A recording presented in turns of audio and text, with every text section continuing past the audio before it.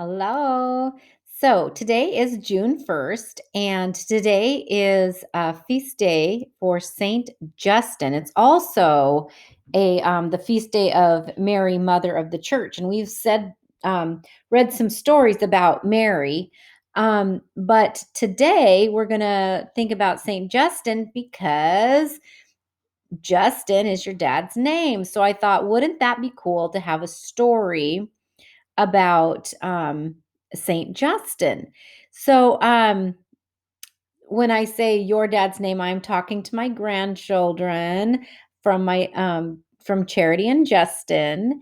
And anyway, so this story is about Saint Justin.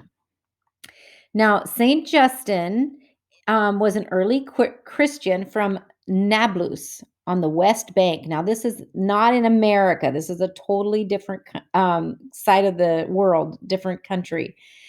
He was martyred in Rome. Now, martyred means that he died believing and expressing the faith in Jesus Christ. He is known for his writings defending Christianity.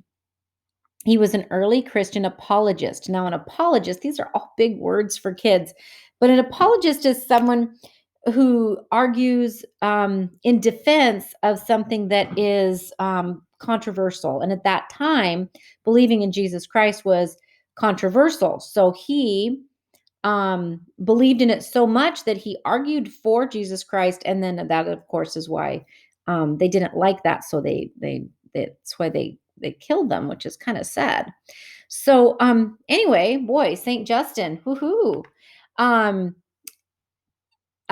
So he is regarded the foremost interpreter of theory of the Logos. Okay, so this is way back in the 2nd century, way back. All right.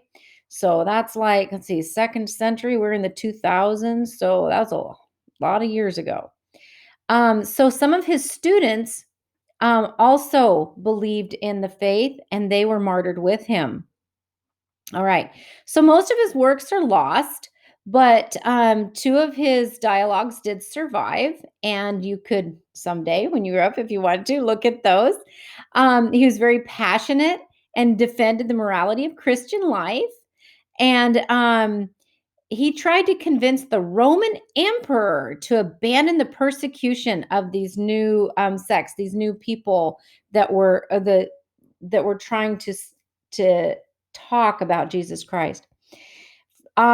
He indicates that, as Saint Augustine did, that the true religion that predated Christianity, that the seeds of Christianity actually predated Christ's incarnation. So in other words, the word of God has always been here.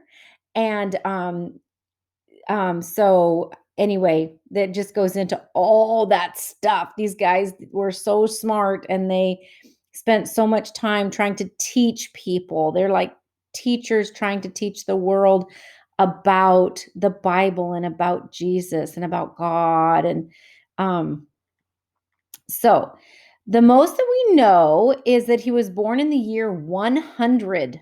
Oh my goodness, that is a long time ago. He died at 65 years old. Okay. And most of what's known about him comes from his own writings. The city that he was born in was founded by Vespasian. Crazy stuff, right?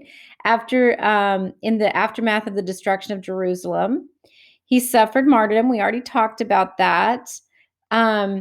He called himself a Samaritan, but his father and his grandfather were probably Greek or Roman, and he was brought up a pagan.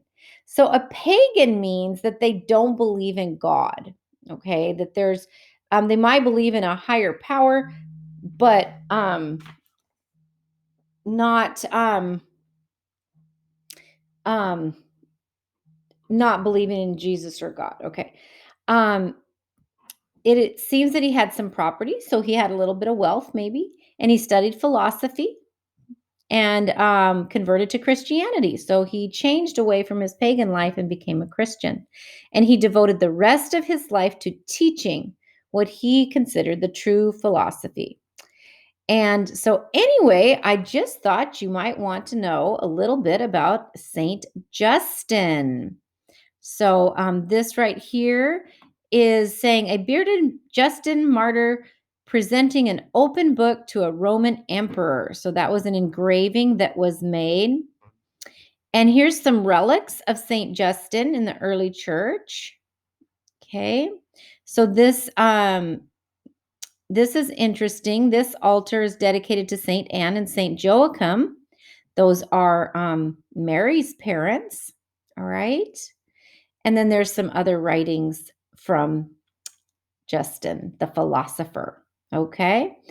So, anyway, if you want more information on saints of the day, there is something called Kitty Encyclopedia, and there's facts for kids. All right.